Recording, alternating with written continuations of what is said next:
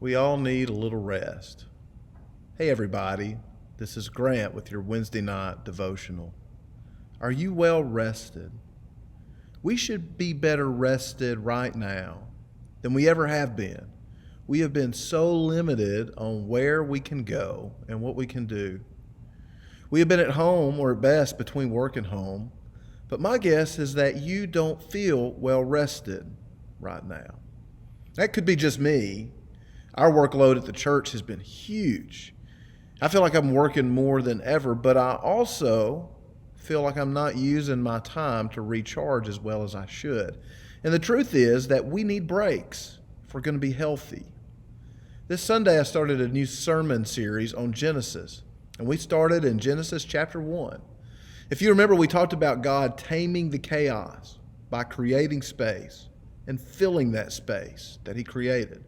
So days 1 through 3, God separates light and darkness. God separates the water from the water, creating the sky above and the ocean below. And God separates the land from the sea.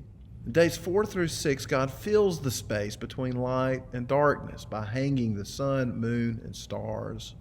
God fills the space between the water above the sky and the water below the sea by creating birds of the air and fish of the sea. And God fills the space created by separating the land and the sea by all kinds of animals, the creeping insects, the herds, the predators, the prey, and eventually people. But listen to what God does on day 7. Genesis chapter 1, verse 31 through chapter 2, verse 3 says, God saw all that He had made, and it was very good. And there was evening, and there was morning, the 6th day. Thus the heavens and the earth were completed in all their vast array. By the 7th day, God had finished the work He had been doing. So on the 7th day, He rested from all His work.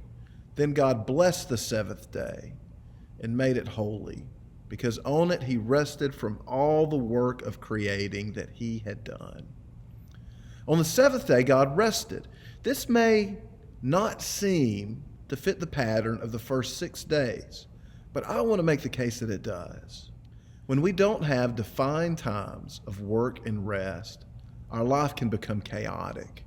And if you remember from Sunday, chaos does not mean that everything is bad. It means that the lines are blurred.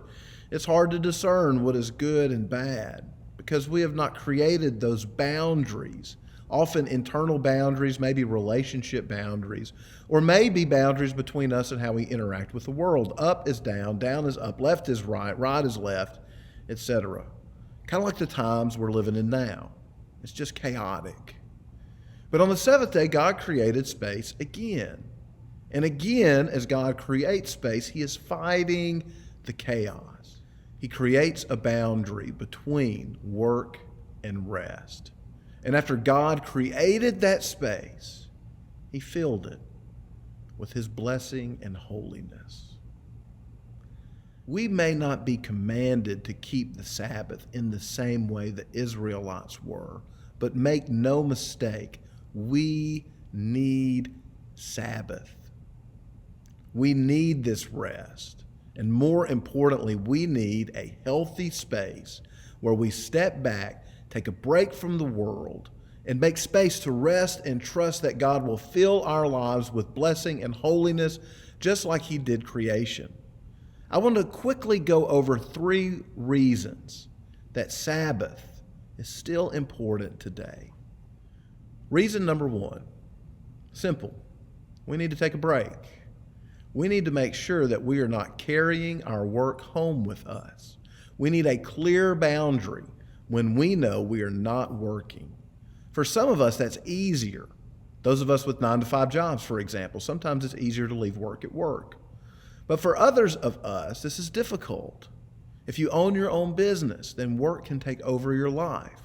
If you are a teacher and you have to take your work home, you can find yourself thinking about your work even when you should be off.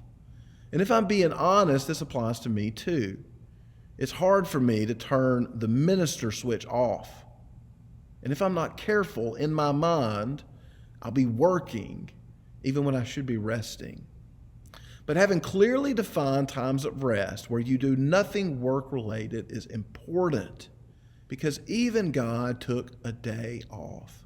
And if we're going to try to be like God, we have got to find space for rest. A second reason that Sabbath is important is simply as an exercise of our faith. Sometimes we forget the world will run without us. Sometimes we think what we are doing is so important that if we are not there, then everything will mess up. It may also be about money. The extra day, that overtime, might be a little spending money in our pocket. Sabbath is a time for you to trust that your time with God is more important than your obligations to your job. It is more important than that extra bit of money that you might be making. When the Israelites took Sabbath, they were sustenance level living. And not picking food or working could mean missing a meal, and missing a meal for them might start the spiral of starvation. It was an act of faith for them, an act of trust in God. And if they can do it, knowing that missing a meal, missing a day of work actually had the potential to cost them their life, so can we.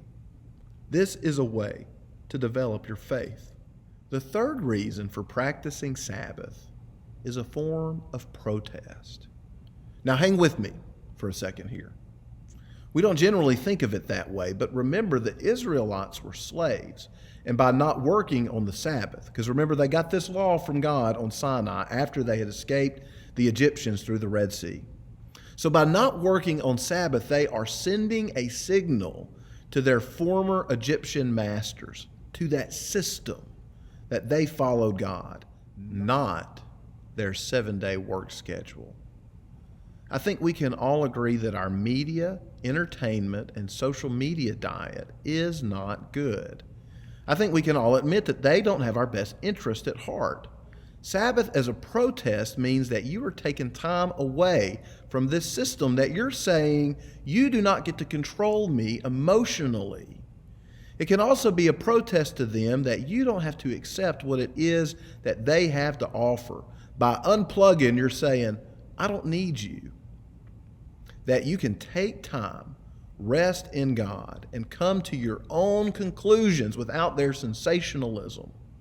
You can invite God into this space, into this rest, and allow God to convict you on what's going on in the world and how you should be thinking about it. You can protest the state of the world and how it does not look like the kingdom of God by taking a step back and saying, I don't need you. Again, ultimately, we follow God in fighting chaos, this busyness that we experience in our life, by taking time to recharge mentally, physically, and spiritually. This will also help us understand what we can quit giving our time and energy to, because taking a break from it might reveal that some things you thought were important are just not that important. We make space in our life to unplug everything, to take time away from work and rest in God, and then trust that God will fill that space in the same way He filled creation, with blessing and holiness. Find some time to turn off the electronics. Step away from work. Spend some time resting in God with your family. Maybe you can make dinner time Sabbath. Maybe you can make Sabbath an hour before you go to bed and an hour after you wake up. In other words, give the electronics a bedtime that's earlier than yours, and then wake them up after you get up. Maybe you can be traditional and make Sabbath Saturday, and you spend that time with friends and family, unplugged, resting in God. Regardless, develop a regular rhythm that includes time to rest in God and allow God to fill you, a new creation, with his blessing and holiness, just like he did on day 7. I hope you guys have a great week. God bless.